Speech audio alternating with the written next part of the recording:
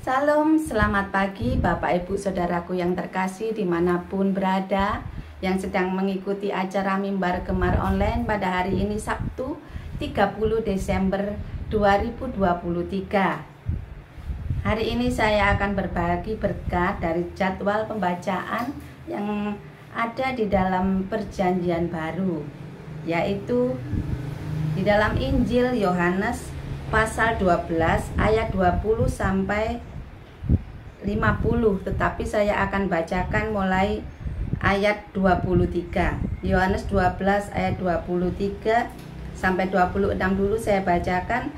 Tetapi Yesus menjawab mereka, katanya, telah tiba saatnya Anak Manusia dimuliakan.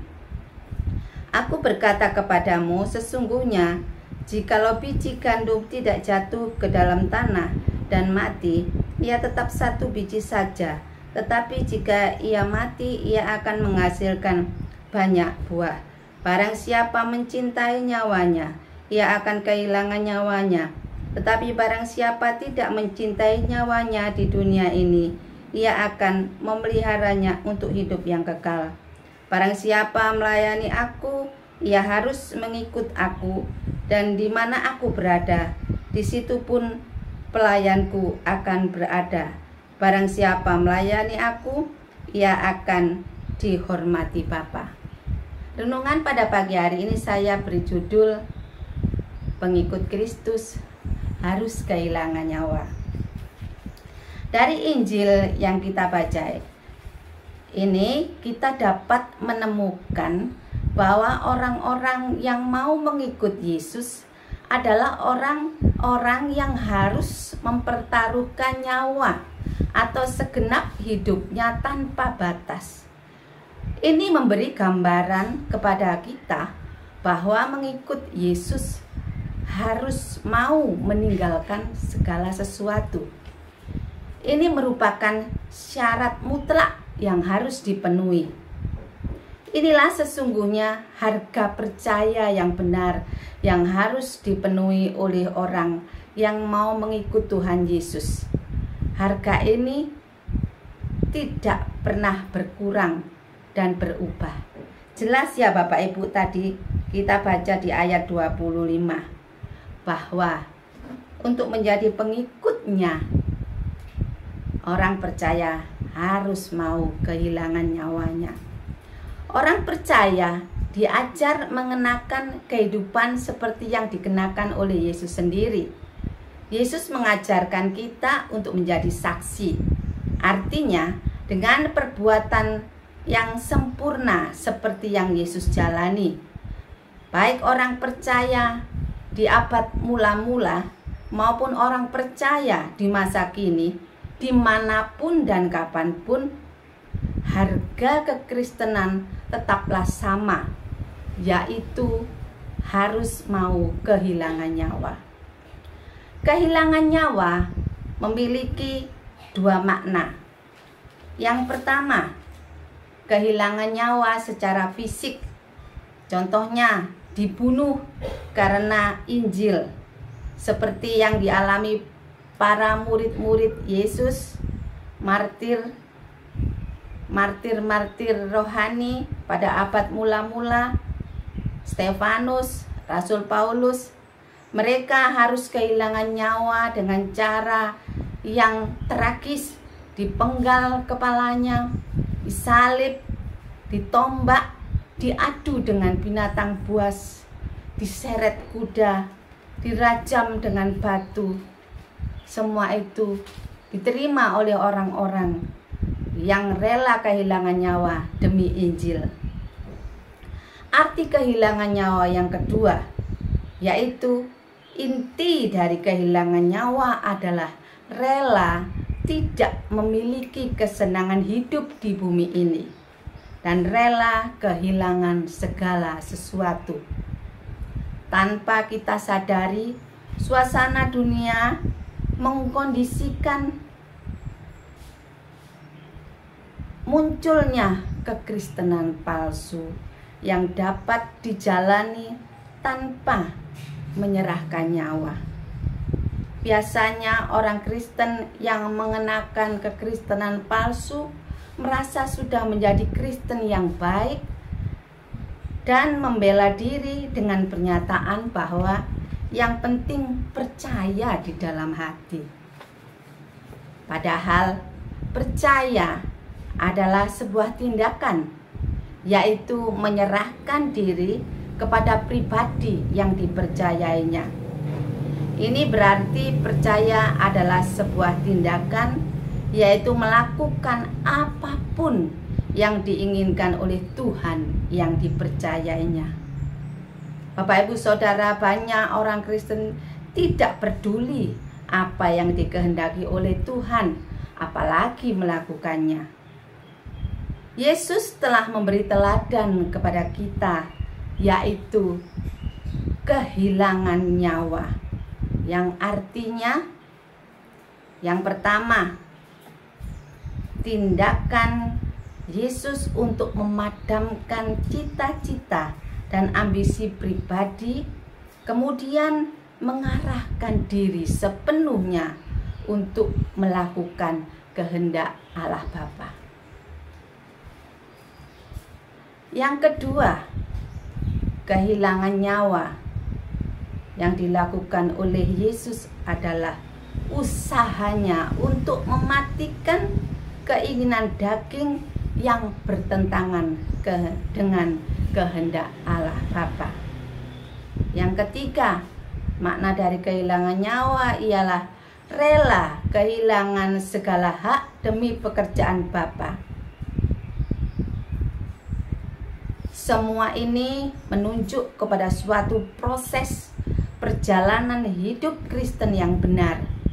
Jadi, sebelum kita mati secara fisik dan dikubur, maka Bapak Ibu Saudara yang terkasih, kita harus terlebih dahulu memasuki proses kematian manusia lama.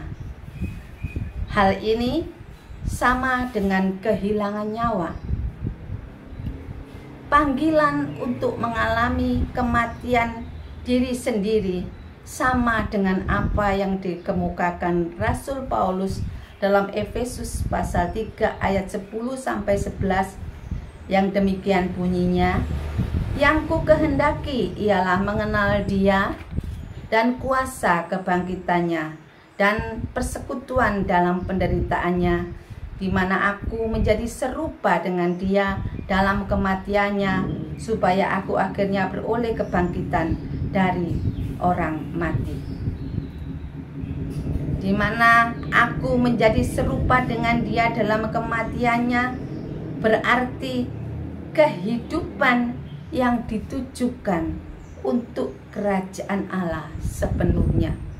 Menjadi serupa dengan Yesus dalam kematiannya berarti kehidupan yang ditujukan untuk kepentingan kerajaan Allah sepenuhnya. Bapak Ibu Saudara yang terkasih, kalau dahulu kehidupan kita sama dengan anak dunia yang hanya memenuhi kepentingan diri sendiri, maka sekarang harus berubah. Perubahan tujuan hidup ini tidak bisa otomatis, tapi harus kita perjuangkan dengan serius, seperti Tuhan Yesus yang tunduk kepada Bapa. Demikian pula kita harus tunduk kepada Tuhan Yesus yang mau rela kehilangan nyawa demi melakukan kehendak Bapa. Mari kita baca ketundukan Tuhan Yesus kepada Bapa yang bisa kita baca di dalam Yohanes 12 mulai ayat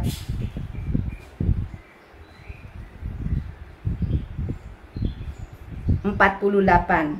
Barang siapa menolak aku dan tidak menerima perkataanku, ia sudah ada hakimnya, yaitu firman yang telah kukatakan. Itulah yang akan menjadi hakimnya pada akhir zaman. Sebab aku berkata-kata bukan dari diriku sendiri, tetapi Bapa yang mengutus aku. Dialah yang memerintahkan aku untuk mengatakan apa yang harus aku katakan dan aku sampaikan. Dan aku tahu bahwa perintahnya itu adalah hidup yang kekal. Jadi apa yang aku katakan, aku menyampaikannya sebagaimana yang difirmankan oleh Bapa kepadaku. Inilah bukti bahwa Yesus tunduk, taat, submit kepada kehendak Bapa di surga. Walaupun Yesus punya kehendak sendiri karena dia adalah seorang pribadi, tetapi dia rela mau mengesampingkan, mematikan kehendak pribadinya demi melakukan kehendak Bapa. Sebab itu pada akhirnya Yesus sangat ditinggikan dan dimuliakan oleh Bapa di surga dan dikaruniakan nama di atas segala nama. Demikian juga kita Bapak Ibu Saudara yang terkasih, sebagai orang yang percaya kepada Yesus Kristus, kita harus, dan itulah harga iman percaya Kristen, bahwa kita harus mau kehilangan nyawa. Sebab siapa yang mencintai nyawanya di bumi ini, dia akan kehilangan nyawanya. Ini sangat berat, tetapi harus dilakukan. Dan itu harga mati. Sebab kalau kita tidak kehilangan nyawa, mati dari keinginan-keinginan pribadi kita, sebelum kita mati fisik kita, usai umur kita, maka kita tidak akan dihidupkan. Kita tidak akan dibangkitkan bersama Kristus, karena kita tidak mati bersama Dia. Kita masih hidup dari diri kita sendiri. Ego kita yang menguasai kita, padahal kita sudah dibeli oleh Tuhan Yesus. Sebab itu kita tidak memiliki hak lagi. Itu adalah kehilangan nyawa. Biarlah firman Tuhan pada pagi hari ini memacu kita untuk menjadi pengikut-pengikut Kristus yang militan, yang rela kehilangan nyawa apapun yang terjadi, sepenuhnya hidup kita bagi kerajaan Allah. Saya mau persembahkan satu pujian bagi Bapak Ibu Saudara sekalian. Bapa, ku mau indah di matamu dan mulia dalam pandanganmu. Disingkatnya hari hidup ini, ku rela batinku kau hiasi. Seperti Yesus, seperti Yesus, seperti Yesus, pokok keselamatanku. Seperti Yesus, seperti Yesus, yang selalu menyukakan hatimu. Mari kita berdoa. Bapa, terima kasih untuk pengajaran-Mu pada pagi hari ini yang mengingatkan kami bahwa sebelum akhir hidup kami, di mana kami tidak bernafas lagi, kami harus lebih dahulu mati dari keegoisan kami, dari kepentingan pribadi kami, dan digantikan menjadi hidup bagi Bapa sepenuhnya untuk melebarkan dan menunaikan tugas kami di bumi ini untuk memuliakan Bapa dalam pekerjaan-pekerjaan yang baik dan benar di dunia ini. Tolong kami ya Bapa, untuk kami bisa melakukan dan menunaikan apa yang Bapa kehendaki, bahwa kami harus mati sebelum mati. Tolong kami Bapa, tolong kami Tuhan, agar kami bisa meneladani apa yang telah Engkau lakukan, yaitu mau kehilangan nyawa, taat dan tunduk 100% kepada Bapa.